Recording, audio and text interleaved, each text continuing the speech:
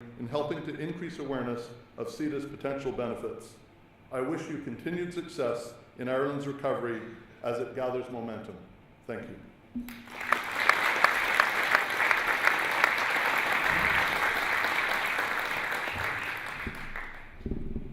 Thank you, Paul, for that very interesting perspective.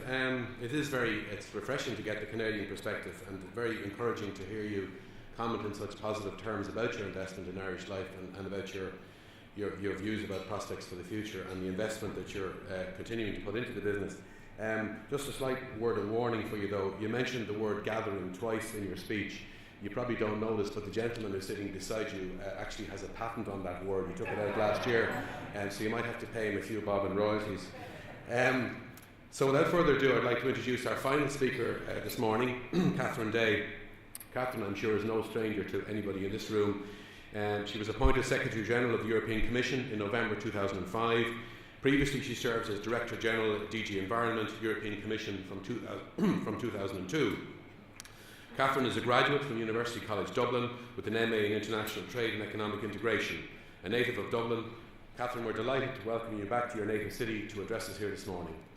Catherine, good morning.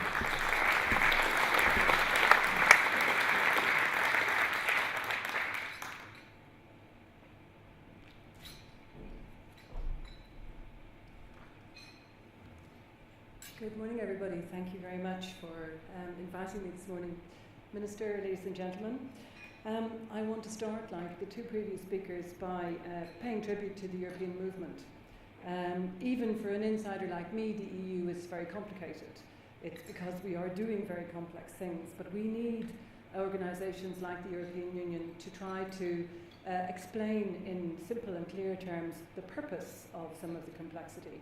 And I really am a big admirer of what the European Movement Ireland has been able to do. I'm sure some of you are familiar with things like their Just the Facts sheets, which boil down very complex initiatives into things that we can all understand and grasp. So I really want to pay tribute to them, particularly in the coming weeks when across Europe people go to elect a new European Parliament. It's very important to try to convey to people the sense of what we're doing in the European Union and why it's all designed to give better prospects to Europeans as we face into the future. And I want to start, before I come to the main topic today, by just saying a little bit about 2014 as a year of political change across the European institutions. By the end of the year, we will have a new President of the European Commission, a new President of the European Parliament and of the European Council. And we will have a new European Parliament with at least half of the members being new, because half of the outgoing Parliament are not standing again. So that's a very big sweeping change right across the political leadership at European level. And of course, as these people come into office and take up their new jobs, they will face a lot of challenges. Some of them will be old, some of them will be new. And they're coming into office against the background of an emerging recovery, but one that's still fragile, with very, very high levels of unemployment, particularly for young people, and as we've seen in the last few weeks, some new international crises.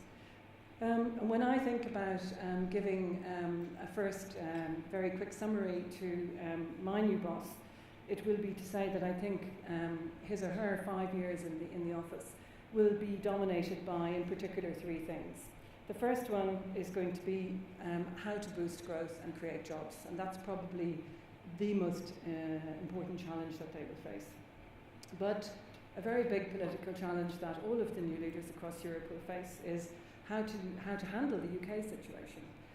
Next year the UK will have a general election, possibly facing into a referendum on its future relationship with Europe.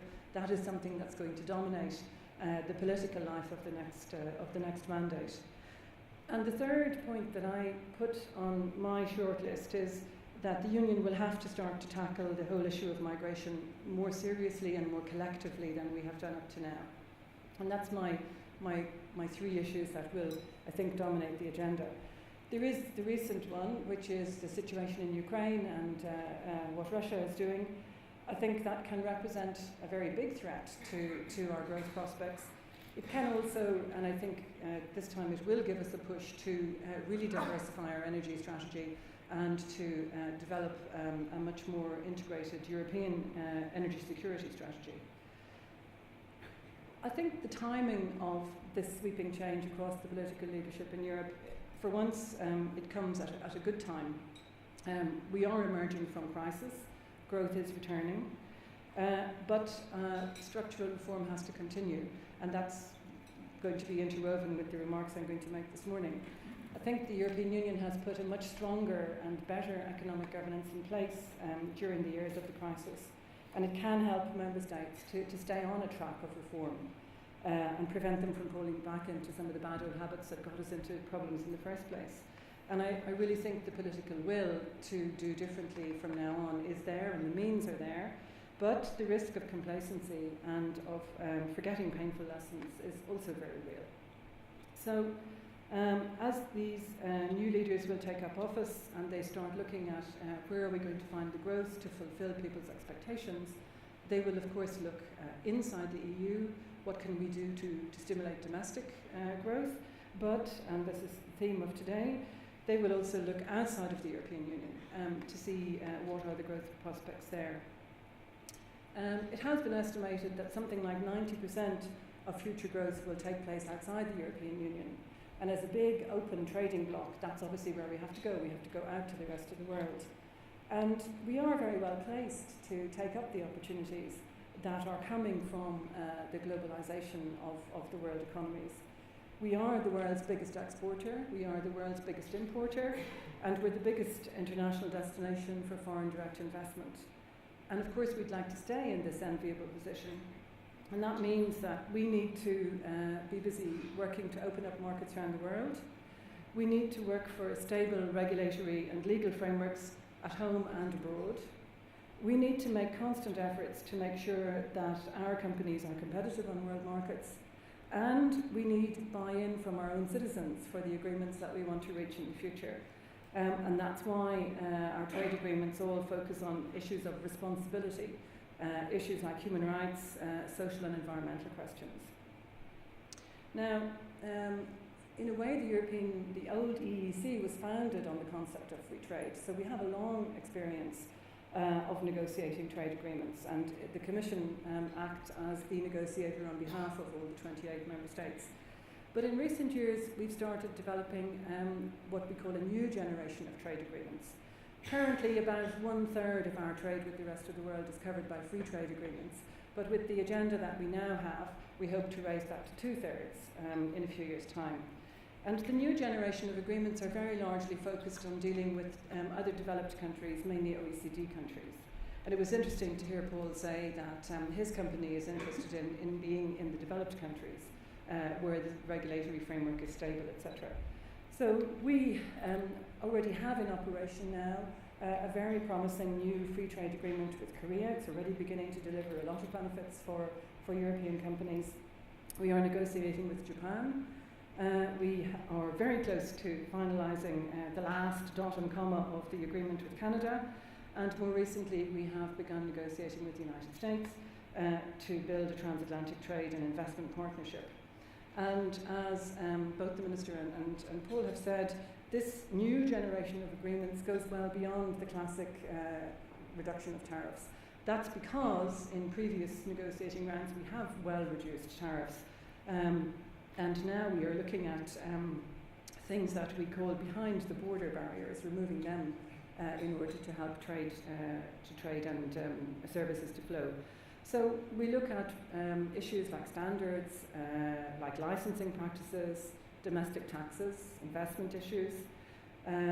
We deal with, as I said before, environment, human rights, labour right issues. So these agreements are much more complicated than we would have done 10 or 20 years ago. But we believe that they will also be much more rewarding than the classic trade agreements we did before. Of course, because they are more complicated, they involve much wider parts of government and of civil society than would have been the case with the previous arrangements. And so we've had to develop a whole new approach to more transparency, more involvement, and on parts of agreements now we actually do public consultations to make sure that what we are thinking about negotiating is understood by interested groups and that everybody has a chance to feed in their views before we conclude negotiations. And I thought that I would take the agreement with Canada as an example of this new generation of agreements. I will give you some numbers, some of them you've heard before, but repetition is good, so at the end of this morning's breakfast you might retain some of the numbers if you hear them from all three speakers. Canada is the EU's 12th most important trading partner, and we are Canada's second most important trading partner. So that already shows that we are negotiating from a very well-established and long tradition of doing business with each other. But it's interesting to know that until our new agreement enters into force, we're still operating on the basis of an agreement that we concluded as long ago as 1976. Now, we have supplemented it since then with sector agreements on things like wine and spirits, air transport, veterinary questions, but basically in the 21st century we're still living on a cooperation agreement that we signed in 1976. And since the world has changed so much since then, in 2009 it was decided that the EU and Canada would conclude a new agreement. And as has already been said this morning, it will bring us to 99% tariff-free trade between the two economies.